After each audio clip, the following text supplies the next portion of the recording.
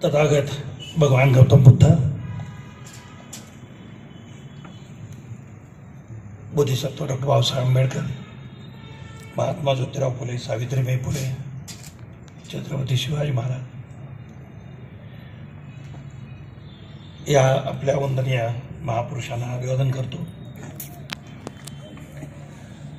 Doctor Babasaheb Ambedkar साहित्य परिषद व सिल्लोड शिक्षण संस्था यांच्या संयुक्त विद्यमाने हे दुसरं साहित्य फुले शाहू आंबेडकरी साहित्य संमेलन भरत आहे आणि याच्या अध्यक्षपदाचा मान हा संयोजकांनी मला दिला. याच्याबद्दल माझे ज्येष्ठ सहकारी मित्र प्राध्यापक डॉक्टर ऋषिकेश कांबळे आणि त्यांची सगळी टीम, या सगळ्यांना मी मनापासून त्यांचे आभार मानतो. विचारपीठावरती असलेले या संमेलनाचे उद्घाटक, ज्यांची आत्ता आपण कविता ऐकली, मलाही खूप दिवसानं त्याची कविता ऐकता आली. हल्ली जरा त्याचं आणि माझं दोघांचे फिरणं जरा कमी झालं आहे, त्याच्यामुळे जरा गाठीभेटी होणं, त्याच्यानंतर कविता ऐकणं जरा आता थोडं दुर्मिळ व्हायला लागलं हे खरं आहे. पण खूप दिवसानं मामूची कविता मला ऐकता आली, याचा मला मनापासून आनंद आहे. अशीच कविता तो लिहित राहावा आणि महाराष्ट्राच्या मराठी भाषेला त्यानं समृद्ध करावं अशी मनापासूनची इच्छा मी व्यक्त करतो. संस्थेचे संस्थापक अध्यक्ष दादासाहेब मस्के, विभागीय आयुक्त भारत कदमजी, विभागीय शिक्षण उपसंचालक अनिल साबळेजी, डॉक्टर मोहन सौंदर्यजी, राहुल मस्केरी, श्रीमती कविता साबळे आणि प्राध्यापक अनिल लहाने. त्याच्यानंतर या सर्व कार्यक्रमाला उद्याचा दिवस टाळून माझ्या आणि आपल्या सगळ्यांच्या प्रेमासाठी उपस्थित असलेले डॉक्टर वासुदेव बोलाडे आणि आपण सर्व बंधू आणि भगिनी, गेल्याच वर्षी मला बोलवलं होतं परंतु येता आलं नाही. यंदाही मी सरांना सांगत होतो की फारच अवघड आहे, परंतु ऋषिकेश कांबळे सर म्हणाले की नाही, गेल्या वर्षी तुम्हाला आम्ही सूट दिली होती, यंदा नाही, यंदा तुम्हाला यायलाच लागते आणि त्यामुळं मी ते निमंत्रण स्वीकारलं. फॉर्म मी लिहायचं बंद करायचं अशा विचारात आलं. काय करायचं काय लिहून? आता आयुक्तांनी तुम्हाला सांगितलं फार चांगलं की ते प्रत्येक जण हे उठते, हे घेते हातामध्ये, यातच सारं डोकं 24 तास माणसं घालत असतील तर ती वाचणार केव्हा? आणि ती वाचणारच नसतील तर आपण लिहून उपयोग काय? आपण कशासाठी लिहितो? लोकांसाठी लिहितो. आपल्या आत्ममग्नतेसाठी लिहित नाही किंवा स्वतःच्या करमणुकीसाठी आम्ही लोक लिहित नाही. आम्ही लोक लिहितो ते लोकांच्या दुःखाचं, लोकांच्या वेदनेचं, आणि त्याचा आमचा जो हुंकार असतो तो विद्रोही असतो, याच्यासाठी आम्ही लिहितो. आता ह्याच्यातलं काही जर घडत नसेल तर मग असं वाटायला लागतं की आता काहीतरी वेगळं शोधलं पाहिजे, म्हणजे हत्यार जरा वेगळं शोधलं पाहिजे. ही प्रजा आता इतकी हाताबाहेर गेलेली आहे की तिला मला वाटतं बाबासाहेब सुद्धा पुन्हा कंट्रोल करू शकले असते की नाही कोणास ठाऊक, इतकी ते हाताबाहेर गेलेले आहे.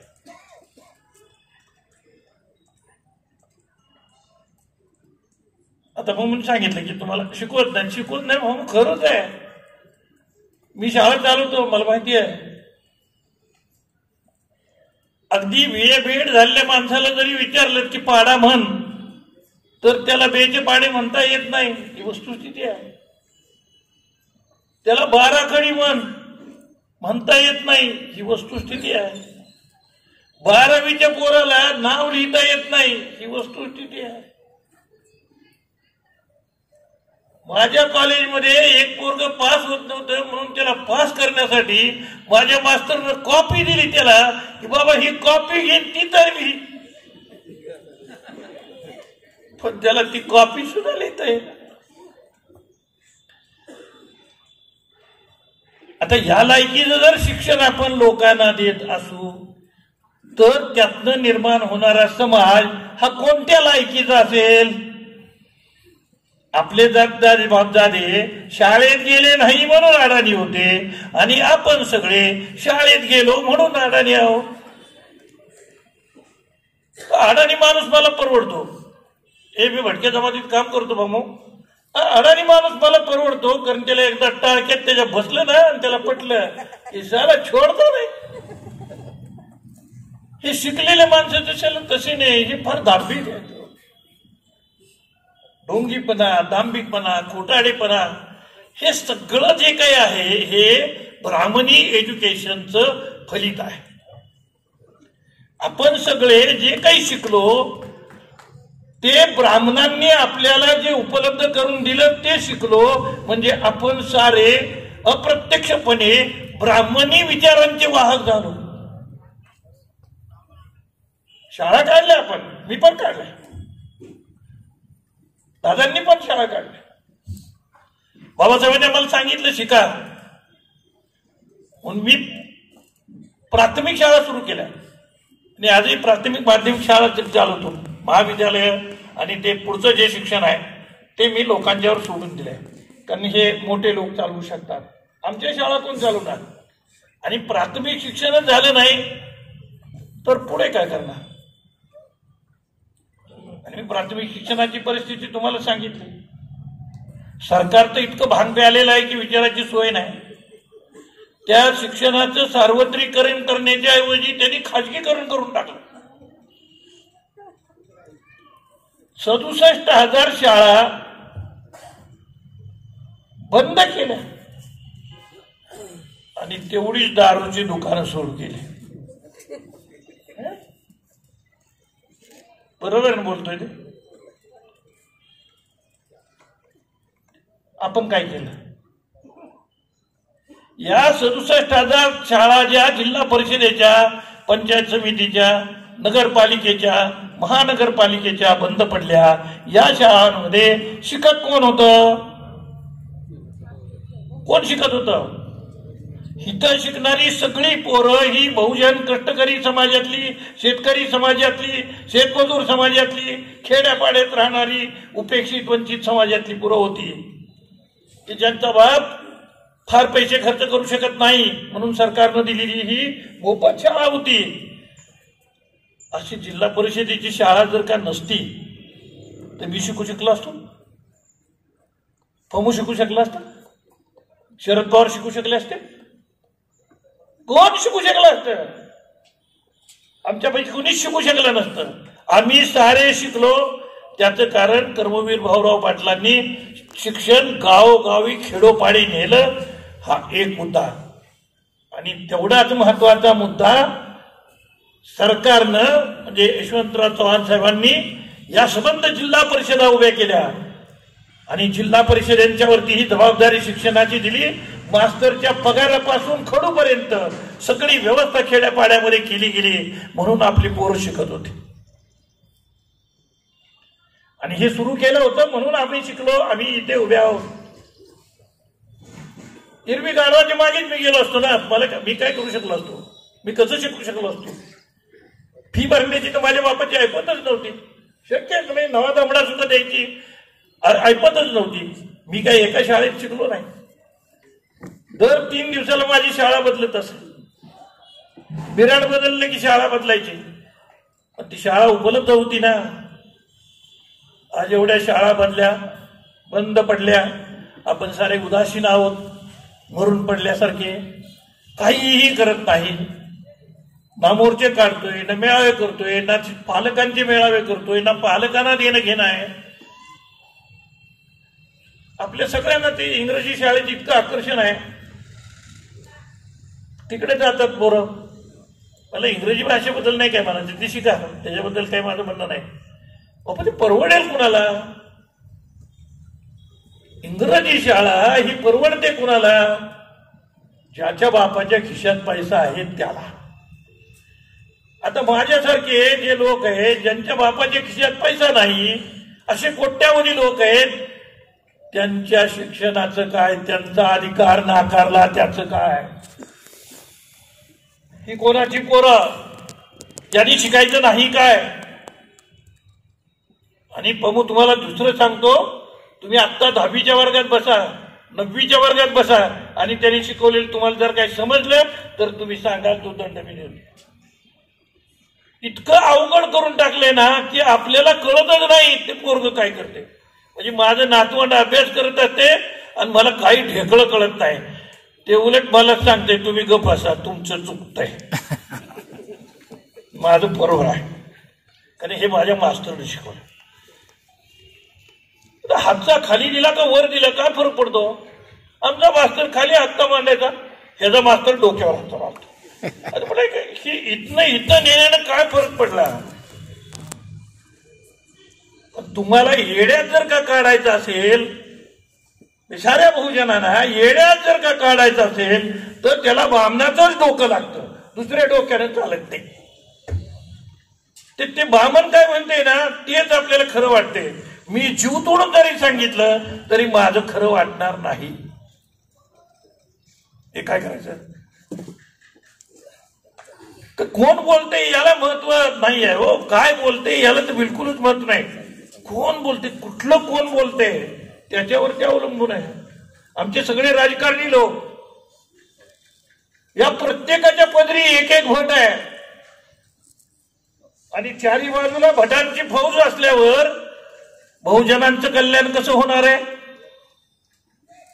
आज मी सुरुवात केली म्हणजे शिक्षणापासून, की जिथे आम्ही पोचलोच नाही म्हणून आमच्या गळ्यात गुलामीची प्रतीका आलेली होती. आता पुन्हा तेच दिवस येण्याची शक्यता नाकारता येत नाही. कारण तुम्हाला शाळा उघड्याच होत्या की ब्रिटिशांच्या काळात सुद्धा शाळांची दारं उघडीच होती, सगळ्यांना प्रवेश देत होते. मग आपले लोक का जात नव्हते? तर आपले लोक जाऊ शकत नव्हते त्याचं कारण आपल्या लोकांना ते परवडत नव्हतं.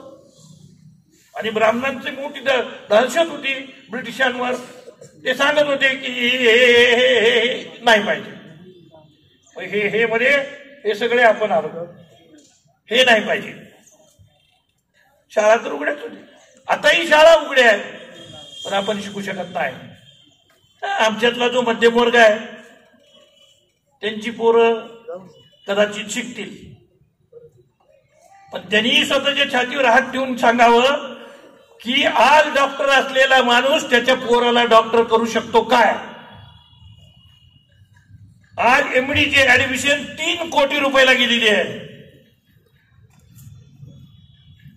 विचारतो मुख्यमंत्र्यांना, अक्कल नावाची गोष्ट असेल तर हे विचारणार का सेक्रेटरीला की 3 कोटी रुपये कोण भरू शकतो मेडिकलच्या ऍडमिशनच्या साठी? पुढचा खर्च तर वेगळाच. कोण करणार हे? म्हणजे आम्ही डॉक्टर व्हायचं नाही, आम्ही इंजिनियर व्हायचं नाही, आम्ही प्राध्यापक व्हायचं नाही, प्रत्येक गोष्टी सीईटी आणून ठेवले. प्रत्येक गोष्टीला मला एमए केलेलं आहे मी मराठीत, मला आणखी पीएचडी करायची आहे, मला इंटरेस्ट पाहिजे. मी बीए केलंय मराठीमध्ये, मला एमए करायची मराठीत, मी इंटरेस्ट दिली पाहिजे. काय लपडी आणून ठेवतात ना, कशासाठी हो? हे एंट्रन्सच्या परीक्षा कशासाठी आहेत? मेडिकलला 12वीच्या मार्कावर का जात नाही?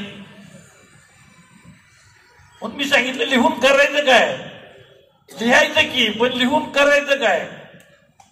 लिहून जर त्या अडाणी माणसाच्या हातात द्यायचं असेल आणि तो जर नुसतं मुखपृष्ठ बघून ठेवून टाकणार असेल तर मला असं वाटतं की याची सुधारणा आपल्याकडेच केली पाहिजे. कारण आपला मूर्खपणा थांबवला पाहिजे. समाजानं आपला मूर्खपणा आणि शंडपणा थांबवला पाहिजे आणि याच्या विरुद्ध बंडखोरी केली पाहिजे. ज्यांनी शाळा बंद केल्या त्यांना पकडलं पाहिजे रस्त्यावरती आणि जाब विचारला पाहिजे की शाळा बंद का केली सांग. ते म्हणते 20पेक्षा हजेरी कमी. मी म्हटलं 20पेक्षा नाही, एक पोरगा असलं तरी सुद्धा त्याचा घटनादत्त शिकण्याचा अधिकार आहे. भारतीय संविधानाने त्याला दिलेला आहे, ते तुझ्या बापाने दिलेलं नाही. एक पोरगा असलं तरी मास्तरचा पगार आमच्या तिजोरीतनं होणार आहे आणि त्या तिजोरीत पैसे आमच्या खिशातले जाणार आहेत. उपकार करायला निघालेत का? 10 पोरं आहेत का? पोरं 10 आहेत. त्याचा सगळ्याचा मी अभ्यास केला की पोरं कुठे गेली. पोरं शहरांकडे गेली. एवढ्या पोराला सुद्धा रोजगार मिळतोय शहरामध्ये. गरीब समाजाची 90% पोरं, गरीब समाजाची सांगतोय, एका जाती धर्माचं बोलत नाही मी, गरीब समाजाची पोरं हॉटेलांमध्ये कंबशा धुत असताना दिसतील, धाब्यांवरती दिसतील. कारण जेवायला फुकट मिळते आणि पैसे पण मिळतात. वीट भट्ट्यांवरती दिसतील. सगळे बालमजूर आहेत, सगळे बालमजूर आहेत. खेडेगावामध्ये रोजगार उपलब्ध नाही, शहराकडे येत आहेत आणि शहराकडे आल्याच्या नंतर तिथले जे रोजगार आहेत त्याच्यामध्ये जात आहेत. पण कोणताही सरकार त्याचा सर्वे करून नीट अभ्यास करायला तयार नाही की ही पोरं का शिक्षणाच्या वयामध्ये हॉटेलमध्ये काम करतायत, का धाबे इतके उघडतायत. किती धाबे, आपण जाईल तिकडे धाबा, रस्ता सुरू झाला की धाबा सुरू झाला. आता एवढी माणसं कशी काय तिथं जेवायला येतात हे पण मला न पडलेलं कोड आहे. म्हणजे घराघरात स्वयंपाक होतो का नाही. आमच्या आया माय मावल्या काही स्वयंपाक करतात का त्यांना स्वयंपाक येत नाही म्हणून पुरुष मंडळी धाब्यावर जातात का तीर्थप्रसादाला धाब्यावर जातात. कशाला रोज धावा. मग पैसे कुठून येतात मला न पडलेली खूप कोडी पडलेली. पैसा कुठून येतोय मी सांगतो. हा पैसा अभिजन वर्गाकडनं येतो आणि अभिजन वर्गांच्या गरजांच्यासाठी तो खर्च केला जातो, तो पर्क्युलेट होतो. पण देशाच्या संपत्तीबद्दल बोललं तर काय आहे, 90% लोकांच्याकडे 10% संपत्ती आहे आणि 10% लोकांच्याकडे देशाची 90% संपत्ती आहे. आणि तरी सुद्धा आपण रोज बाबासाहेब आंबेडकरांना हात लावू देणार नाही. काय बात करते बकवास. मी आता पॅन्थर मध्ये नाही आणि त्या वयाचा नाही तर त्याच्यात दाखवला ते एकेकाला. मरून पडलेली सगळी तरुण पिढी झाली, मरून पडलेली आहात तुम्ही. मुला विचारा तिच्या आईला आम्ही पॅन्थर मध्ये होतो तेव्हा काय तिच्या तमाशे करायचे. मंत्री पळून बघून ते लाल गाडी घुसून पळून जायचं आम्हाला बघून. अशी एक ताकद आमच्यामध्ये होती की जी ताकद आज पुन्हा आपल्याला उभी करण्याची आवश्यकता आहे. कारण पहिल्यापेक्षा दिवस अतिशय कठीण आलेले आहेत. राज्य नको त्यांच्या हातामध्ये आहे. आता मी हे बोलतोय, खाली उतरल्यावर मला अटक होणार नाही हे कुणी सांगू शकत नाही. पण मी मोदीच्या बापाचं बारसं जेवलोय, मी त्याच्या बापालाही भीत नाही. मी त्याला सांगतो हा चावा डॉक्टर आंबेडकरांचा आहे. तुझ्यासारख्या येणं आम्ही भिणारे लोक नाही. काय करणार आहे माझं इडे आली पिढी आणि फोन आले तर काय करणार. गाडवं नेणार का डुकरं नेणार काय नेणार चाल माझं का करेगा मेरा. हे संघवाले काय करणार ते बाबा माझं. त्याला भीतात इतकी भीतात की व्यायचं नाही, अजिबात व्यायचं नाही. आपण तर अजिबात व्यायचं नाही. काय आपल्या जवळ जेव्हा त्याला सांग लाव माझ्या बागे ईडी लाव सीडी लाव नाही ते बीडी लाव. काय वाटेल काय वाटेल ते लाव. काय लावायचं ते लाव. तुलाच मला पैसे द्यावे लागतील. ईडीलाच मला पैसे द्यावे लागतील लोकांची वसूल केलेले. इतका दुःख आहे, इतकी माणसं अडचणीमध्ये आहे आणि 10% लोक अक्षरशः चंगल करतात आणि कुणी काय बोलत नाही. अरे येड्या हो, आपलं बोलण्याचं स्वातंत्र्य गेलं. आता फमुनी कविता लिहिली, कदाचित ती शेवटची असू शकते. पुन्हा फमुला कविता लिहिता येईल असं नाही. मी हे बोलतोय ते मला बोलता येईल असं नाही. त्याचं कारण घटना हा शोपीस झालेला आहे. 2014 पासून घटना हा शोपीस केलेला आहे. त्याचं आवरण फक्त तुमच्या तोंडावर मारायचं आहे, बाकी सगळे तुमचे मूलभूत अधिकार काढायचं काम चालू आहे. एक एक एक एक पंख पाखराचा काढून टाकावा तसं घेतलेली एक एक एक एक गोष्ट काढून टाकली आणि आपण वाट बघतोय घटना मारण्याची. हात लावा की कोण घटनेला हात लावतो हात तोडून टाकू असं माझी पोर जेव्हा मला म्हणतात तेव्हा मला वाईट वाटतं की लेका हो, घटना रोज मरतीये, क्षणाक्षणाला घटना मरतीये, तुम्ही काय करताय? तुम्ही काहीच करत नाही. पेटा ना आणि उठा, काय गमवायला या देशात आपल्याकडे चिंध्यांपलीकडे? आपल्याला गमवायला काही नाही आहे. मग का घाबरतात? कशासाठी? तुरुंगाला. आमचा तर जन्म तुरुंगात झाला, आम्ही त्यांच्या बापास पण भीत नाही. माझ्या बापाचा जन्म, माझ्या आज्याचा जन्म हे तुरुंगात झालेले आहे. आम्ही सेटलमेंट मध्ये होतो. अंदर जाणे पोलीस को, पोलीसशी कशी मैत्री करायची हे शिका. पोलिसाला घाबरताय काय? आला पोलीस ते येऊ दे ना, आला तर. पण आपण घाबरलोय, इतकं घाबरलोय की व्यक्त व्हायला तयारच नाही कोणी. मराठीत एवढे मोठे दिग्गज लोक आहे, एक शब्द बोलतात काय? सगळे गुळच्यात शोध्यासारखे गप्प बसले, मूग गिळून. एक जण सुद्धा बोलायला तयार नाही. हीच परिस्थिती जर असती, विरोधी पक्षांचं राज्य असतं, तर या भाजपनं आरएसएसनं काय केलं असतं सांगा?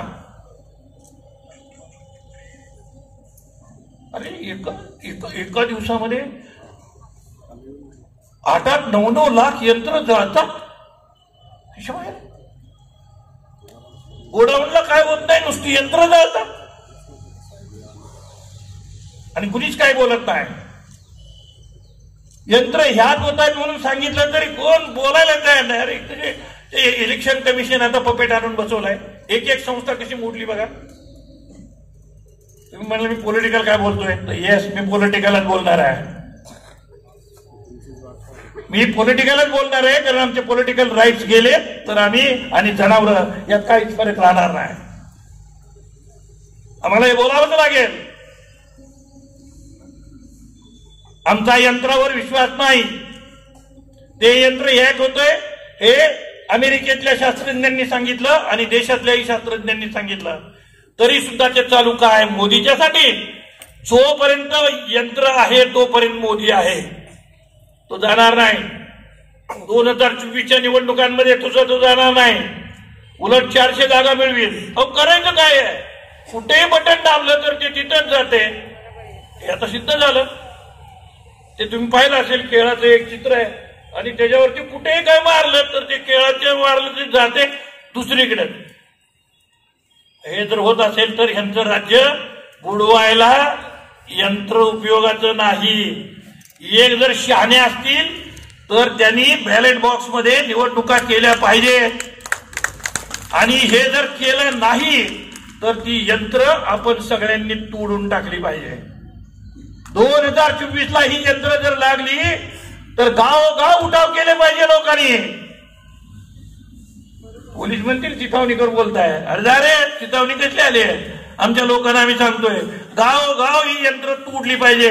इलेक्शन होतं, कामाचं नाही, निवडणुका करू देऊ नका आणि मग बघूया हे म्हणाव तू बॅलेट बॉक्स वरती कसं तू निवडून येतस ते बघतो. अरे ज्या देशामध्ये 70-80% लोक अन्नाला मोताद आहेत, 2 वेळचं जेवण मिळत नाही अशी 25-30% माणसं आहेत त्या देशामध्ये की जी जीवू शकत नाहीत. 1 वेळचं जेवतात आणि 1 वेळ पाणी पितात. त्या समाजाचं कोण बघणार आहे? अभिमानाने सांगतोय तो 80 कोटी लोकांना रेशनिंग पुरवतो. हरीच्या बायला का बरं? तर 80% लोक असे आहेत की जे उपाशी मरतील आणि उपासमारीचं संकट देशात सुरू होईल म्हणून फुकट धान्य वाटतोय. उपकार करीत नाही ते, काय त्याच्या पैशानं वाटत नाही. मोदीच्या बापाच्या खिशातनं किंवा मोदीच्या खिशातनं पैसा वाटला जात नाही. तो भारताच्या तिजोरीतनं पैसा आणून धान्य शेतकरी गरीब माणसांना वाटलं जाते फुकट. माझं म्हणणं, फुकट का देता? आम्हाला काय रगत पिची फुटल्या? काम द्या, काम दिलं तर दाम द्यावं लागेल आणि दाम मिळालं ना तर आमचं पोट आम्ही भरू. पण काम द्यायचं नाही. आणि त्यांनी सांगितलं की उपकाराची सुद्धा भीती वाटते. आता तर कापडाले होते, भीती म्हणजे नुसती भीती वाटत नाही, कापड भरते. कोण काय द्यायला लागला फुकट की असं वाटायला लागते की मेलो काहीतरी आलं. फुकट काही देतच नाही तो, फुकट द्यायला लागले की घाबरायला होते. हे फुकट का देते, आपल्यावर एवढं मेहरबान का झाले. आपल्या मागे संकट फार आहे, घटना गेल्या जमा आहे. मी स्पष्ट सांगतो, घटना वगैरे काहीही शिल्लक नाही. घटनादत्त असलेली एकही संस्था मोदीनं शिल्लक ठेवलेली नाही. अगदी प्लॅनिंग कमिशन पासून एक एक एक एक एक संस्था त्यांनी नष्ट करून टाकली. आपल्या लक्षातच आलं नाही. प्लॅनिंग कमिशन गेलं, आपण गप्प बसलो. विद्यापीठ आयोग गेला, आपण गप्प बसलो. सर्वोच्च न्यायालय गेलं, आपण गप्प बसलो. इलेक्शन कमिशन गेलं, आपण गप्प बसलो. हो की नाही. सगळी देशाची काँग्रेसनं 70-80 वर्षामध्ये आणि आपण कष्टकऱ्यांनी निर्माण केलेल्या सर्व महत्वाच्या संस्था मोदीनं विकून टाकल्या. एकच गोष्ट विकली नाही, विमानं विकली, रेल्वे विकली, बंदरं विकली. काय विकायचं ठेवलं. म्हणजे दोघे विकणारे आणि दोघे घेणारे चौघेही गुजराती आहेत. माझं काही गुजरात्यांच्यावर राग नाही, पण चौघे गुजराती, दोघे देत आहेत आणि दोघे घेत आहेत. याच्या पलीकडे कुणाला काय आहे, कुणाला काय नाही, हे बोलायचं की नाही. आता जो काय त्यांनी आणखीन पुढचा जो केला ना उद्योग, 140-145 लोकांना निलंबित केलं. हे देशाच्या इतिहासात पहिल्यांदा घडलं. अरे भारताचं संविधान काढून बघा, याच्यात आहे का असली तरतूद कुठे. सरकारला प्रश्न विचारणं हा गुन्हा नव्हे. आणि सरकारला प्रश्न विचारला म्हणून जर कोणी सस्पेंड करत असेल तर त्या सभापतीला पायतानानं मारला पाहिजे. त्याला कळतच नाही काय खायला काय येतो. पण नाही, तो तिकडे बघतो मोदीकडे बघून जोपर्यंत सभापती काम करेल आणि राष्ट्रपती जरी त्या आदिवासी असल्या, महिला असल्या तरी सुद्धा त्यांनाही मला जाब विचारायचा आहे की काय काय अक्कल नावाची गोष्ट घाण टाकली का मॅडम. आयपीसी दुरुस्त करतायत कोण, मोदी आणि शहा. जे गुन्हेगार आहेत, जे तडीपार आहेत, ते आयपीसी दुरुस्त करतायत, सीआरपीसी दुरुस्त करतायत. अरे काय भांग पेलाय का देश, आपल्याला काय अक्कल आहे का नाही. सीआरपीसी दुरुस्त केलं, आयपीसी दुरुस्त केलं आणि काय केलं, आता पुराव्याची गरज नाही. कायद्याची चर्चा झाली का नाही, काय दुरुस्ती आणल्या त्याची चर्चा झाली का नाही. ही चर्चा होईल म्हणून प्लॅन करून हे 142-45 लोकांना बाहेर हाकलून काढलं की त्याच्या विरोधी पक्षात कोण राहताच कामात नाही, चर्चा होऊ द्यायची नाही. कसलीही चर्चा न होता आयपीसी आणि सीआरपीसी दुरुस्त झाला. म्हणजे गुन्हेगारीचा कायदा, पुराव्याचा कायदा या चोरांनी बंद केलं, म्हणजे बदलून टाकला. आता काय प्रोव्हिजन आहे माहिती आहे तुम्हाला. आता प्रोव्हिजन अशी आहे की तुम्हाला अटक केली हे सांगण्याची जबाबदारी नाही. तुम्हाला अटक करायला कुठल्याही समन्सची गरज नाही. तुम्हाला अटक केल्यावर बाबासाहेबांनी घटनेच्या सगळ्या तरतुदी करून ठेवलेल्या आहेत. 24 तासाच्या आत मॅजिस्ट्रेटच्या समोर न्यावं लागते आरोपीला. आज ती प्रोव्हिजन नाही, काढून टाकली. काय चाललंय. अरे ते इंदिरा गांधीने आणलेली आणीबाणीराव कैकपटीने बरी होती. ही घोषित आणीबाणी आहे. हे आणीबाणी नाही, हे धर्मसंकट आहे, हे धर्मराज्य आहे, हे धर्मसंकट आहे. सीआरपीसी दुरुस्त करून टाकला, करा. माझं काय म्हणणं नाही, करायला पाहिजे. दुरुस्त लागली तर करा, घटनेत तरतूद आहे. तुम्ही विचार कराल की नाही. माणूस मेला प्रमुख, अतिशय सिरियसली सांगतोय मी, माणूस मेला. आता तर आम्ही मोर्चे काढायचे. तुरुंगामध्ये माणूस, जेलमध्ये माणूस मेला, आम्ही मोर्चे काढायचे. आमचा माणूस का बेपत्ता झाला याच्यासाठी आम्ही मोर्चे काढायचे. इथून पुढे बेपत्ता झाला तर मोर्चा काढता येणार नाही, कारण बेपत्ता झाला हे सांगण्याची पोलिसावर जबाबदारी नाही. आता त्याला आत कुठं ठेवलाय हे सांगण्याची जबाबदारी नाही. पोलिसांनी अटक केली की नाही हे सांगण्याची जबाबदारी नाही. आणि या उपर कडी अशी आहे की जर हा माणूस जेलमध्ये मेला तर त्या सद्गती प्राप्त झाली,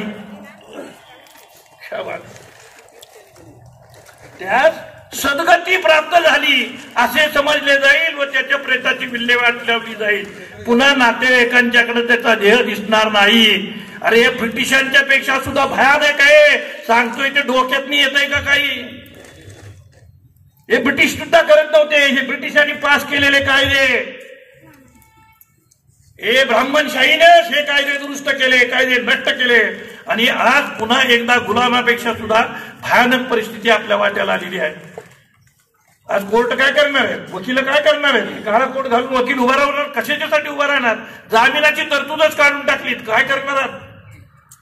मी गुन्हेगार आहे की नाही हे मला काही न विचारता, काहीही माझी बाजू न ऐकून घेता तुम्ही कोणाला आतमध्ये टाकाल?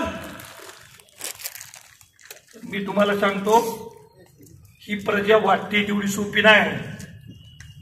ही अडाणी माणसं आहेत, ती वाटते एवढी सोपी नाही. 2024च्या निवडणुकीत एकही माणसानं भाजप आणि त्यांच्या मित्रपक्षांना एकही मत देता कामाचं नाही. बाकी कुणाला द्यायचे कुणाला पण देता, पण यांना एकही मत जाता कामाचं नाही. हे ना जर मतं दिलीत तर तुमच्या म्हणजे 7 पिढ्याचं नाही 10 पिढ्यांचं वाटोळं होणार आहे. माझं काय, माझं जगून झालेलं आहे. बाबासाहेबांच्या आशीर्वादाने माझा 49ला जन्म झाला, तेव्हापासून देश स्वतंत्र झाला. आणि आता मी केव्हाही मरायला तयार आहे. त्याच्यामुळे मी स्वातंत्र्यातच मरणार, गुलामीत नाही. पुढच्या पिढ्यांनी विचार करायचंय गुलामीत मरायचं का जगायचं. तुमच्यासाठी बोलून राहिलं. गेलो तुरुंगात तर गेलो, काय आपल्या बापाच्या आपल्या कशालाच भीत नाही. गेलो तुरुंगात तर काय फरक पडत नाही. नाही त्यांनी प्रेत घरच्या लोकांना दिलं तरी काही फरक पडत नाही. पण ज्या गोरगरीब माणसांच्यासाठी हे कायदे तुम्ही राबवतात, कशासाठी हे कायदे तुम्ही आणतात? तर तुम्हाला पुन्हा वर्णव्यवस्थेचं पुनर्जीवन करायचं आहे. मी सांगितलं कशाची बांधिलकी, कुठे बांधिलकी, कुठल्या साहित्य कसली बांधिलकी आहे? बोलतोय कोणी? वर्तमानपत्र मोदीच्या मालकीचे आहेत. म्हणजे त्यांच्यातला एक सुद्धा माणूस माझं भाषण छापणार नाही, आणि छापलं तर त्याचा मालक त्याला सोडणार नाही. लगेच त्याला कामावर काढून टाकतात. त्या वाहिनीत तर राहतच नाही तिथे. आता वर्तमानपत्र वाचू नका. वर्तमानपत्र म्हणजे शंकराचार्य, आणि तो रोज आपल्या घरी येतो. दुसरा शंकराचार्य ते पडद्यावरती दिसतो, आणि तिसरा शंकराचार्य खिशात असतो. ते ब्रेन वॉशिंग करत असते सारखं 24 तास. सारखे ते सिरियल लावलेले असतात. सगळी लपडी त्या सिरियल मध्ये असतात. आमची माणसं लपडेबाज माहीत असं मी म्हणत नाही, पण ह्यांच्या इतकी नाही हो. यांची राहतच नाही. संध्याकाळी घरी येईल बोंबला, माहीतच नाही येईल का नाही. ती सिरियलचा दिग्दर्शक ठरवतो, तो डायरेक्टर ठरवतो, कथा लिहिणारा ठरवतो. असा समाज आहे आपला. इतका अनैतिक समाज असेल तर कुटुंब व्यवस्था टिकेल काय? आमचा समाज अतिशय चांगला आहे. 4 वाईट माणसं समाजात असतील भली, पण माझी आई त्या दारिद्र्यामध्ये रस्त्याच्या कडेला आयुष्यभर बापाचा मार खात खात तिने त्याचा बापाचा संसार केला. तर मोदीच्या आईने तसं केलं की नाही मला माहिती नाही. कारण तो गटकीत काय बोलेल त्याचा हिशोबच नाही. इतका खोटा माणूस जगाच्या पाठीवर आहे. अरे इतका खोटारडा, इतका खोटारडा की या बोटावरची चुकी या बोटावर कवा आणली कळतच नाही. इतका हुशार. शिकलाय किती? 0. प्राथमिक शाळेचा सुद्धा उतारा उपलब्ध नाही. जे संघाच्या शाखेवरती त्याला शिकायला मिळालं ते त्याचं ज्ञान आहे. म्हणून ते बडबडते. ते गटरातनं गॅस निघतो आणि त्याच्यावरती चहा बनतो. त्याच्या काय बोलावं, माझं तोंड मी खेळतलं आहे, मला येतं पण बोलणार बोलता येत नाही, मर्यादा येतात. पण कशाला हाणावा सांगा की. अनसायंटिफिक टाळ्या वाजवा, थाळ्या वाजवा. इतका मूर्ख बनवून टाकला या लोकांनी देश. पूर्वी ते जानव्याच्या तिड्यानं मारत होते, आताही जानव्याच्या तिड्यानंच मारतायत. मगाशी मी गाडीतनं उतरत होतो तेव्हा एका ब्राह्मणाचा फोन आला. मला म्हणाला, इतका ब्राह्मणांचा द्वेष का? मी म्हणलं, मित्रा, हजारो वर्ष तुम्ही आमचा द्वेष केलात, आमचं मनुष्यत्व नाकारलं, लाज वाटते का तुला हा प्रश्न मला विचारायला? होय, आम्ही करतो ब्राह्मणांचा द्वेष. का करायचं नाही?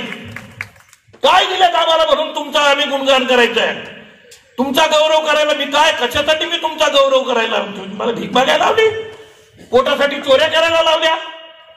पोटासाठी तुमची रेसकरकी करायला लावली? याच्यासाठी तुमचे आभार मानो? मी ब्राह्मण द्वेषता नाही. मी सेवादलात वाढलो, SM जोशी, नानासाहेब गोरे यांच्या बरोबर वाढलो. मी माझा जो काही पिंड आहे तो काही मी जातीवादी नाही. त्या ब्राह्मणात मी सांगितलं, माझी बायको मराठा आहे, माझी सून मराठा आहे, माझी मुलगी माळी समाजात आहे, माझ्या मेहण्याची बायको मुस्लिम समाजातली आहे आणि मला याचा अभिमान आहे. मी बाबासाहेबांचा शिष्य आहे. 38 जातीचे लोक माझ्या कुटुंबात आहेत. 38. Pro India. मी खरा भारतीय माणूस आहे, ज्याने जात पात धर्म या सगळ्या गोष्टी फेकून दिल्या आणि त्यांनी अख्खं कुटुंब उभं केलं आणि सांगितलं की नो, भगवान बुद्धाच्या मार्गाने जायचंय. 42 जमाती घेऊन मी भगवान बुद्धाच्या मार्गाला गेलो.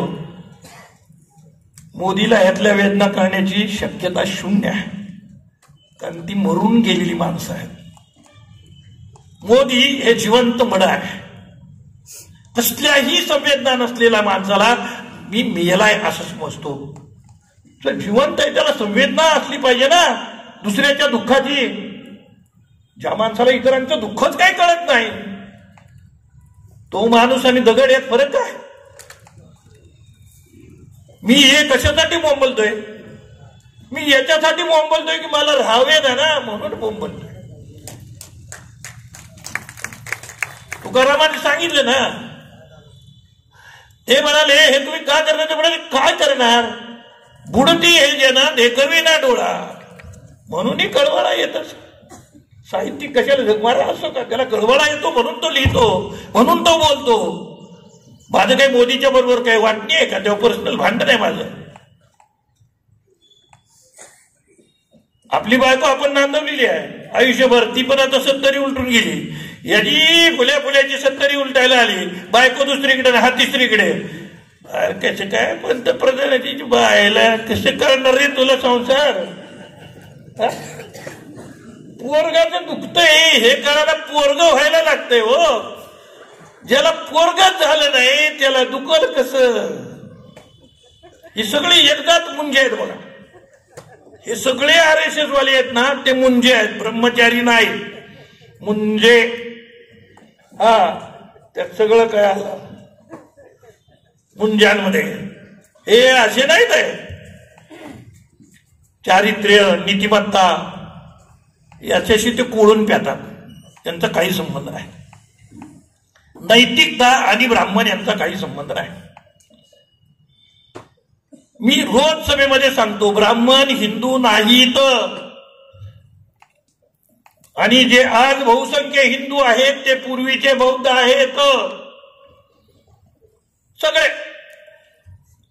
तेळी, माळी, साळी, कोळी, कुष्टी, मराठी सगळे बौद्ध आहेत. हजारो पुरावे त्याची देता येतील. आणि ब्राह्मण हिंदू आहेत. कधी हिंदू झाले ते? हिंदू हा शब्द केव्हा आला? 12व्या शतकात हिंदू हा शब्द नाही. का ज्ञानेश्वरीमध्ये नाही, गाथेमध्ये नाही, हाय कुठल्या संत वाङ्मयामध्ये हिंदू हा शब्द नाही. मग हिंदू शब्द आला केव्हा? हिंदू ही काय भानगड आहे? कशात नाही भानगड आली. ते आजही ब्राह्मण आहेत. मी देवेंद्र फडणवीसाला रोज जाहीरपणे विचारतोय, देवेंद्र फडणवीस, शाळा सोडल्याचा दाखला दाखव आणि त्याच्या तुझ्या दाखल्यामध्ये ब्राह्मण हिंदू असं जर का लिहिलेलं असेल तर तू मला आत्ताच्या आता अटक करून तुरुंगात टाक. एकाही ब्राह्मणाच्या मागे हिंदू नसते, नुसतं ब्राह्मण असते. आणि आपल्याकडे मात्र हिंदू मराठा, हिंदू नावी, हिंदू साळी, हिंदू कोळी, आम्ही सारे हिंदू. आणि तुम्ही फक्त ब्राह्मण आहे, तुम्ही आमच्या धर्मातले नाही आहे. हे त्यांनी औरंगजेबालाच सांगितलंय की होय आम्ही तुमच्या धर्मातले नाही. जेव्हा जिजिया कर आला तेव्हा यांनी सगळ्यांनी जाऊन सांगितलं की आम्ही वैदिक आहोत, आम्ही हिंदू नाही, त्याच्यामुळे आम्हाला जिजिया कर लागू होत नाही. कशा पलट्या मारतात. जोपर्यंत मुसलमान होते इथे तोपर्यंत ते वैदिक होते, वैदिक धर्मीय. मुसलमान गेले, इंग्रज आले, ते वैदिक राहिले नाहीत, आर्य झाले, आर्य. आणि 1917ला या सावरकरला स्वप्न पडलं आणि त्यांनी हिंदू नावाची भानगड आणली. मित्रांनो, आपण इतिहास नीट समजावून घेतला पाहिजे, नीट वाचला पाहिजे. गावागावातल्या मंदिरांच्या वाटेला जाऊ नका, फक्त ब्राह्मण बाहेर काढा. करा ना चळवळ, कार्यक्रम देतोय की. एकाही माणसाला, एकाही पूजेला ब्राह्मण बोलवू नका. आपल्या देवाची पूजा मुसलमानाला करायला लावताय काय? नाही ना. काय मग बांगायला कशाला लावताय? ते पण परधर्मी आहेत. कशाला बोलत आहे झक मारायला?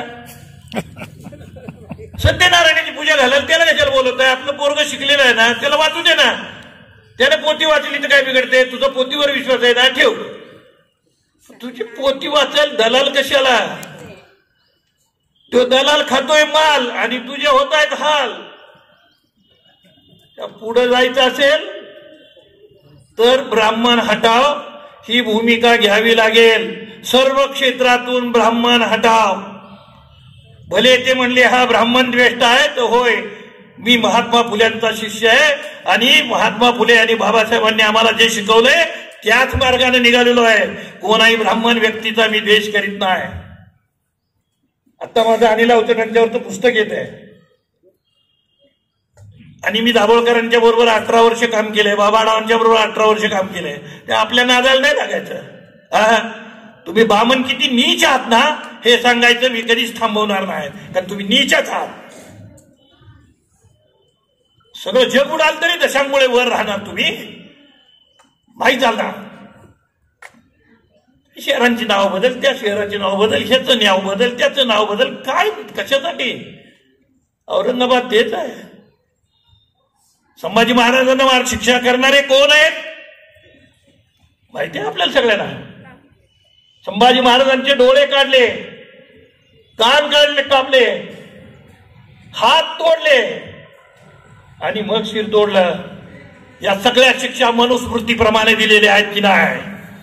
औरंगजेबाला या शिक्षा अशा करा असं कोणी सांगितलं? अरे साले, तुम्हाला काय वाटतंय? आम्ही पण लिहायला वाचायला शिकलो. बाबासाहेबांनी आम्हाला छावे बनवलं. बाबू सांगत होतात भेसळ झाली, यार हृदय झाली तर झाली, आमच्यात नाही झाली अजून.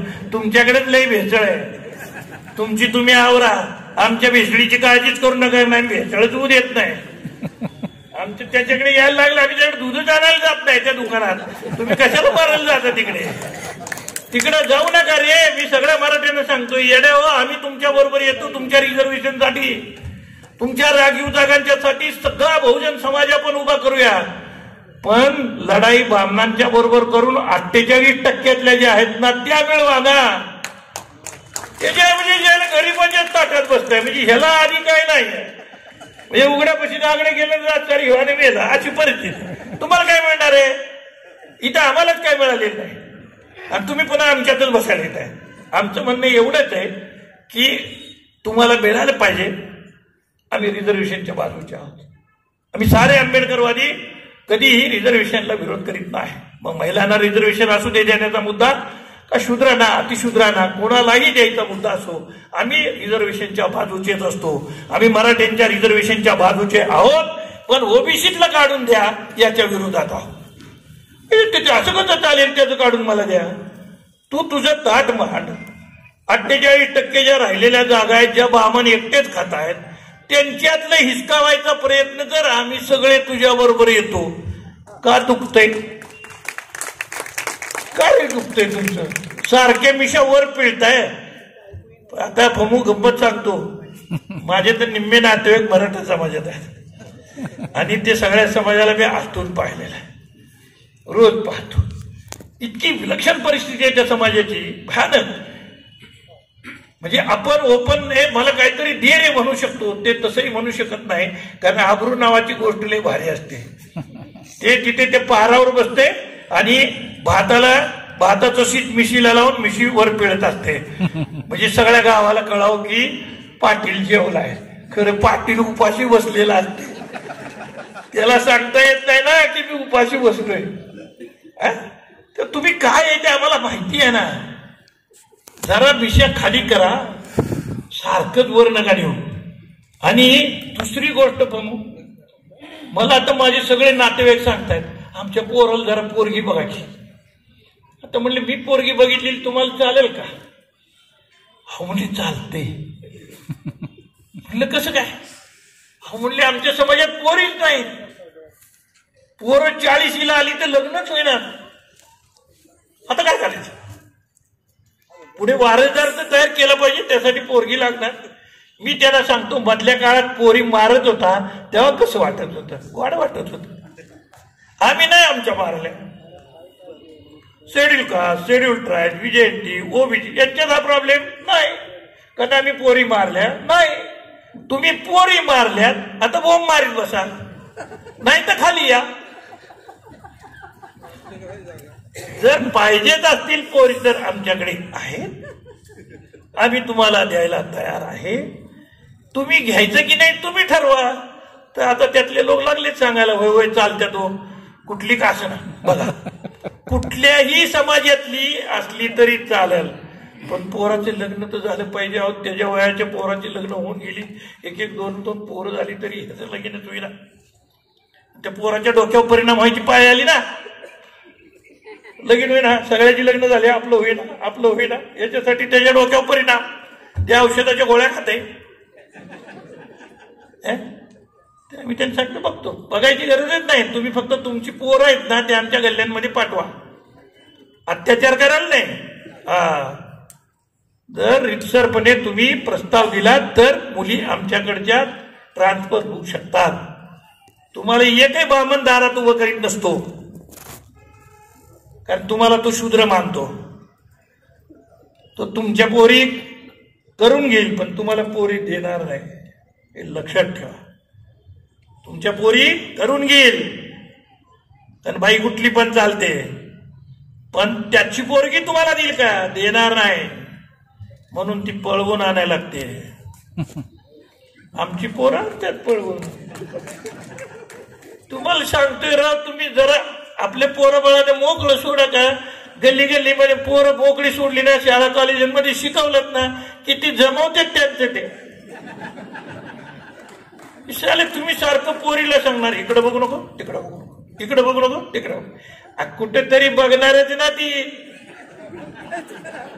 निसर्ग धर्म तिला थांबू देणार आहे का? कुठेतरी बघणार ना ती, मग बघू दे ना तिला पाहिजे ते. पण नाही. पण मित्र, चारही बाजूनं अडचणी निर्माण केलेल्या आहेत. बहुजन समाज अतिशय संकटात आहे. लिहिणं वाचणं बोलणं हे आपल्याला घटनेनं दिलं, आज घटना अडचणीत आहे. मी लिहायला गेलो तर मला लिहू देतील अशी परिस्थिती नाही, बोलायला देतील की नाही अशी परिस्थिती नाही, मतांना जाऊ देतील की नाही अशी परिस्थिती नाही. म्हणजे मूलभूत अधिकारांमध्ये जी सप्त स्वातंत्र्य आपल्याला दिली ती सगळीच्या सगळी स्वातंत्र्य आता या क्षणाला धोक्यात आहेत. आणि आपण म्हणतो की घटना कोण हात लावत, कोण हात लावत, भाषा करतोय. गल्ल्या गल्ल्यांमध्ये मिटिंगा झाल्या पाहिजेत. सर तुम्ही संमेलन नुसतं घेतलंय, माझं म्हणणं गल्ल्या गल्ल्यांमध्ये मिटिंगा झाल्या पाहिजेत. आपल्या पोरांना सांगितलं पाहिजे नथिंग डुईंग हे ना चालू द्यायचं. शाळेत मास्तर येत नसला तर आपल्या शाळा भरवा, पडव्यांमध्ये भरवा, पण पोरं शिकवा. भाऊराव पाटील म्हणाले शाळेत पोरं येत नसतील तर शाळा पोरांच्या पर्यंत घेऊन जा. हे सांगणाऱ्या कर्मवीरांची आपण वारसदार आहोत. हे करायला पाहिजे. त्यांनी शिक्षण नाकारलं म्हणून आपणही नाकारलं किंवा सोडून दिलं तर गरीब पोरं करणार काय? पमू माझ्याकडे रोज 1200-1300 पोरं जेवतात. मला लोक विचारतात शरद पवार तुमचे मित्र कसे काय, शरद पवार आणि यशवंतराव चव्हाण या दोघांनी मला ती संस्था काढायला लावली आणि या क्षणापर्यंत एकही दिवसाचा आला नाही. अनेक संकट आली पण एकही दिवसाचा आला नाही ज्या दिवशी पोरं उपाशी राहिले. एकही दिवशी पोरं उपाशी राहिली नाही. कितीही संकट आली तरी सुद्धा ती सहन करतो. माझं धर्मांतर कुणी केलं? माझ्या या पोरांनी यशस्वी केला. कारण त्यावेळी पहिली दुसरीत असलेली पोरं धर्मांतराच्या काळामध्ये 25-30 मध्ये आलेली होती. ती पोरं सांगत होती की सर तुम्ही सांगताय ते बरोबर आहे, आम्ही आमच्या तांड्यामध्ये जातो, आम्ही तुमची सभा लावतो, आम्ही लोकांना समजावून सांगतो. आणि 5 लाख लोक घेऊन मी धर्मांतर केलं. शिक्षण आमच्यासाठी अमृत आहे, नुसतं वाघिणीचं दूध नाही, ते तर आहेच, त्याच्यापेक्षा सुद्धा आम्हाला संजीवनी देणारे ते अमृत आहे.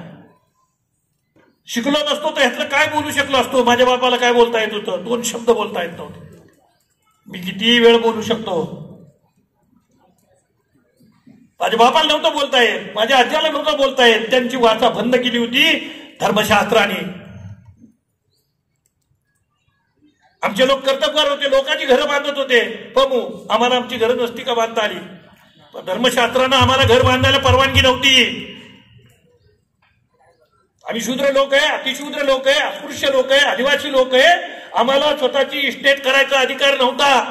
जो बाबासाहेब आंबेडकरांनी हा आमचा बाप आहे, त्यांनी आम्हाला घटनेमध्ये तो अधिकार दिला. म्हणून मी आता इनोव्हा सारख्या गाडीत हिंडतो, कोणाच्या बापास न घाबरता. त्याचं कारण माझ्या बापानं मला स्वातंत्र्य दिलेलं. भीक मागायला गेलो नाही, बापाने दिलेलं आहे म्हणून आहे. पण बापानं दिलेलं स्वातंत्र्य जर कोणी काढून घेत असेल तर शेवटचा रक्ताचा थेंब असेपर्यंत बाबासाहेबांच्या अनुयायी लढल्याशिवाय राहणार नाही, एवढं मी तुम्हाला निश्चितपणे सांगतो. देशभर आम्ही असे लोक नाही आहे. तुम्ही करून बघा, अंमलबजावणी करा आणि एका पोराला अटक करून आतमध्ये न्या. शाळेला ते पोलीस स्टेशन 15 मिनिटात चालून नाही टाकलं तर बोला काय समजता तुम्ही स्वतःला? कायदे कराल, अशी माणसं घेऊन जाल आणि आतमध्ये मारून टाकाल आणि त्याला देणार नाहीत. अरे काय मोगलाय लागली सलग तुम्ही आहे काय? ज्या माईचं पोरग जाईल ती बाई काय गप्प बसेल? ते भ्रमात आहेत. त्यांना पुन्हा वर्ण व्यवस्था आणायची आहे. ब्राह्मण, क्षत्रिय, वैश्य, शूद्र हे सगळं पुन्हा त्यांना आणायचं आहे. गळ्यात कुणाची तरी गाडगी बांधायची आहे, त्याशिवाय त्यांचं समाधानच होणार नाही. कारण अधोरोत्तरिता ही महत्वाची आहे. शेवटचा लास्ट वर्ड कुणाचा? तो रामनाचा. आम्ही सांगतो लास्ट वर्ड कुणाचा? डॉक्टर बाबासाहेब आंबेडकरांचा. आम दुसरा लास्ट वर्ड कुणी नाही. आमचा नेता हयात नाही, आमचा नेता अस्तित्वात नाही, पण आमच्या सगळ्यांचा नेता एकच आहे, ज्याचं नाव डॉक्टर बाबासाहेब आंबेडकर. हयात नसलेला नेता आहे, पण त्याच्या आदेशावरती ही सगळी फौज चालते. त्याच्या आदेशानुसारच आम्ही पुढे जाणार आहोत. आणि मी पुन्हा एकदा निक्षून सांगतो की कुठल्याही परिस्थितीमध्ये 2024 मोदी येता कामाचा रे. तो जर आला तर क्रांती करावी लागेल आणि तिची तयारी आत्तापासून करावी लागेल. गप्प बसलो, घाळ बसलो, गाफील राहिलो तर काळ वाईट आहे, आपल्या बाजूचा नाही. आपलीच माणसं आपल्याला मारायला येतील, त्याची व्यवस्था करण्यात ते गुंतलेले आहे. किती भांडगोळा आपली इकडून आणि तिकडून गेलीत सांगा मला. कोण मोर्चा दारान जातो, कोण मागच्या दारान जातो, आहे ना. त्याच्यामुळे पॉलिटिकल लिडरशिप नाही आता या समाजाला. मला अतिशय खेद वाटतो की बाबासाहेबांच्या समाजाला सर्वांना एकत्र एका हाकेमध्ये आणेल असा आज नेता उरला नाही, म्हणून त्यांची चंगळ चाललेली आहे. पण मी त्यांना सांगतो की आमचा प्रत्येक भीमसैनिक डॉक्टर बाबासाहेब आंबेडकर बनेल आणि तुमच्या छाताडावर बसल्याशिवाय राहणार नाही, हे तुम्ही निश्चित तुम्ही लक्षातच ठेवा. आम्हाला नेता नाही याचा अर्थ काय? आमचा नेता हयात नाही आहे, पण त्याचा आदेश, त्याचे ग्रंथ, त्याचा प्रत्येक शब्द आमच्या सगळ्यांच्यासाठी जीवन मरणाचा अखेरच्या परवलीचा शब्द असतो.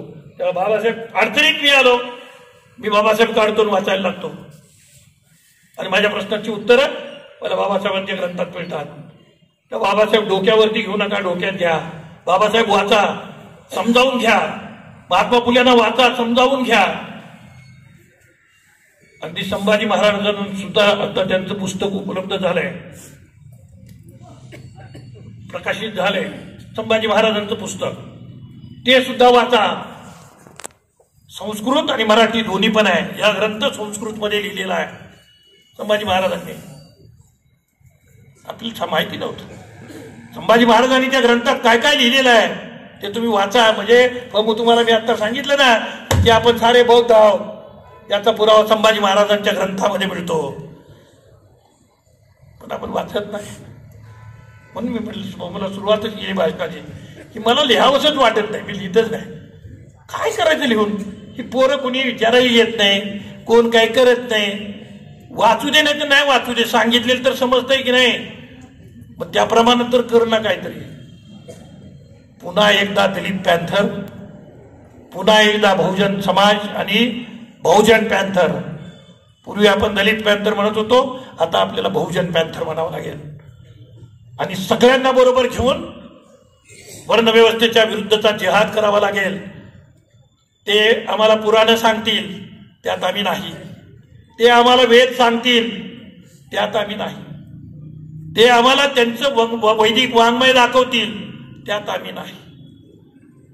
आम्ही भेटतो डायरेक्ट महात्मा फुलेंच्या ग्रंथांमध्ये, जिथे त्यांच्या आबरूचा पंचनामा केलेला आहे, तो महात्मा ज्योतिराव फुल्यांनी. तिथपासून आपल्याला समजायला लागतं की काय परिस्थिती होती आधीची. दुसरंही सांगतो, हरिनारायण आपटे आहे, पण लक्षात प्रेम येतो असा एक ग्रंथ आहे, तो कादंबरी आहे, ती वाचा, पण लक्षात कोण घेतो. त्यावेळच्या ब्राह्मण स्त्रीची दुखणी काय होती ती तुम्हाला कळते. मी हरिनारायण आपटेंची कादंबरी आहे. मी यमुना पर्यटन वगैरे तर आहे, आणि स्मृतिचित्रे हे लक्ष्मीबाई टिळकांचं चरित्र आहे, ते वाचा. लक्ष्मीबाई टिळक ब्राह्मणच होत्या, त्या ख्रिश्चन झाल्या होत्या. रेव्हरंड टिळकांनी का ते सगळं केलं, आणि काय ब्राह्मण बाईची अवस्था होती. अरे हे ब्राह्मण इतके नीच आहेत, ते आपल्याशी जसं वागतात त्याच्यापेक्षा भयानक पद्धतीनं ते स्वतःच्या आईच्या बरोबर, बहिणीच्या बरोबर, बायकोच्या बरोबर आणि मुलीच्या बरोबर वागलेले आहेत. ही संताप येत नाही. अरे तुम्ही आमच्यासाठी असे वागलात याचं आश्चर्य काहीच नाही. तुम्ही घरातल्या आईशी तसे वागलात, पाचच्या बहिणीशी तुम्ही तसेच वागलात, म्हणून मी सांगितलं की ते नीच आहे. मी फक्त जानवं घालणाऱ्या ब्राह्मणाबद्दल बोलतोय, मी पुन्हा खुलासा करतो. मी सर्व ब्राह्मणांबद्दल बोलत नाही, कारण ब्राह्मण जात आणि ब्राह्मण वर्ण एकच आहे, त्याच्यामुळे ब्राह्मण हा शब्द उच्चारायला माझ्यापुढे पर्याय नाही. पण माझं भांडण हे वैदिक ब्राह्मणांच्या बरोबर आहे, जे धर्मशास्त्र मानतात. माझं भांडण हे जानवं घालणाऱ्यांच्या बरोबर आहे, कारण ते वैदिक धर्म मानतात. जे जे वैदिक धर्म मानतात ते विषमता मानतात, आणि जे जे विषमता मानतात त्याचे आम्ही काळ आहोत, आम्ही त्याला स्वीकारित नाही. हे आपलं प्रबोधन आहे, ही आपली साहित्य संमेलन आहे, ही आपल्या चर्चा असायला पाहिजे. कादंबरी किती चांगली आणि किती वाईट वाचक ठरवेल, पण विचार कोणता घेऊन निघालाय हे तुम्ही आणि मी ठरवणार आहोत. तर पुन्हा एकदा माझं शांतपणे परत लाभलेलं भाषण तुम्ही ऐकलं. माझ्या पुढं पण इलाज नसतो, त्याच्यामुळे बोलावं लागते. बोलण्याची किंमत मोजायला लागते का? होय, बोलण्याची किंमत मोजावी लागते. तुरुंगात जाऊन पडायला लागतं का? होय, तुरुंगात जाऊन पडायला लागते. पण या असल्या संकटांना घाबरणारा तो जयभीमवाला नसतो. जो जयभीमवाला असतो तो दुनियेला घाबरत नाही, तो फक्त घाबरतो तो स्वतःच्या सद्विवेक बुद्धीला. कारण तिथे घोटाळा जर झाला तर वाटोळं होते. म्हणून सद्विवेक बुद्धी शाबूत ठेवून आपण पुढची वाटचाल केली पाहिजे. औरंगाबाद हे चळवळीचं केंद्र आहे. एकेकाळी आम्ही इथून प्रेरणा घेऊन जात असो. हे गाव साध्या लोकांचं गाव नाही, हे गाव हे साध्या लोकांचं नाही. हे गाव 14 वर्ष लढलेलं आहे सरकारच्या विरुद्ध. त्या लढ्याचा मी साक्षीदार आहे. 17 वर्ष हे गाव लढलेलं आहे. हे लढणाऱ्या लोकांचं गाव आहे. म्हणून मी तुम्हाला सांगितलं की इथूनच सुरुवात करूया लढाईची. कशाच्या विरुद्ध लढायचंय ठरलेलं आहे, कोणाच्या विरुद्ध लढायचं ठरलेलं आहे, कार्यक्रम ठरलेला आहे. आता आपल्याला करायचंय काम, आणि ते नाही केलं तर माझं काही नुकसान नाही. मी आणखीन 4-5 वर्ष राहील, किती राहील मला माहित नाही. आता माझी 75 झाली, त्यामुळे 4-5 वर्षाचा प्रश्न आहे, आपल्यासाठी फार नाही, किरकोळीत आहे. तेवढ्यात फार आत जाऊन मेलो तरी काय फरक पडत नाही, बाहेर मेलो तरी काय फरक पडत नाही. बुद्धाने आपल्याला सांगितलेलं आहे एका श्वासाचं अंतर आहे, त्याला घाबरू नका. मरण मृत्यू बुद्धाने सांगितलं. तुमचा सगळ्यात मित्र जवळचा कोण? मृत्यू. भगवंतांनी सांगितलं मृत्यू. घाबरत आहे तो हाकेच्या अंतरावर सुद्धा नाही, एका श्वासाच्या अंतरावर आहे. इतका जवळचा मित्र दुसरा कोणच असत नाही असं भगवंतांनी सांगितलंय आपल्याला. कशाला घाबरायचंय? नाही घाबरायचंय. भीतीमुक्त जगा. भीती काढून मनातली टाकल्याच्या शिवाय आपला त्यांचा पराभव आपल्याला करता येणार नाही. नाहीतर पूर्वी जसं दाबून टाकलं होतं तसं रांडेचे आत्ता पण दाबून टाकतील. तेव्हा त्यांच्या दाबण्याला घाबरायचं नाही. त्याने आपल्याला बघितलं पाहिजे की हे झाली पाहिजे, याची व्यवस्था करा. त्याची भीती जात नाही कोण का बा मरणाची भीतात ते. मी हे भाषण करतोय ना, आणि ते जर ऐकत असले ना तर त्याची झाली असेल आतापर्यंत. इतकी भीतरी जात आहे. ते काय भ्यायचंय, ते फक्त डोक्यानं लढते आणि आपण थोबाडाला लढतोय. जरा आपले थोबाडाचं जरा इकडे डायव्हर्ट करा मेंदूकडे, आणि त्यांचं जरा कशात काय होतंय ते जरा नीट ऑब्झर्व करा, आणि तर आपल्याला पुढे जाता येईल. बाबासाहेबांची घटना अतिशय संकटात आहे. आपण सगळे संकटात आहोत. या संकट समयी मी आपल्याला साथ घातलेली आहे. हे माझं एकट्याचं काम नाही ना, मी तिचा नायक आहे. मी तुमच्यासारखा सामान्य माणूस आहे. पण तुमच्या सगळ्याच्या आशीर्वादाने मला 4 शब्द लिहिता येतात, 4 शब्द बोलता येतात, म्हणून मी हे बोललो. पण जर मला बोलता जरी आलं नसतं तरी हे जो कोणी बोलेल ना त्याच्या पाठीशी मी ठाम उभा राहिलो असतो, आणि त्याला मी सांगितलं असतं की चल पुढे. आणि पुन्हा एकदा माझं लांबलेलं अध्यक्ष भाषण थांबवतो, आणि मी संयोजकांना आधीच कबूल केलंय, सांगितलंय की मला जरा पुढे जायची परवानगी द्या, कारण मी रोजच हिंडणारा माणूस आहे. आवातनी लय ठिकाणचे असतात, त्याच्यामुळे पुढचा आवातनं लातूरचा आहे, तिकडे जायचं आहे. तेव्हा तुमची सगळ्यांची क्षमा मागतो, आणि पुढे जायचं आहे त्याच्यासाठी पण परवानगी घेतो. हे चाललेलं काम हे मी कुणावर उपकार करण्यासाठी करीत नाही. हे चाललेलं गेली 50 वर्ष मी हे काम करत आलोय, आणि माझी इच्छा अशी आहे की शेवटचा श्वास घेताना सुद्धा माझ्या हातून बाबासाहेबांचंच काम व्हावं, एवढीच इच्छा आहे. जाताना सुद्धा बाबासाहेबांचंच नाम मुखामध्ये राहावं, आणि त्याच्याच कामामध्ये आपल्याला मरण यावं, एवढीच इच्छा व्यक्त करतो आणि थांबतो. त्या वेळी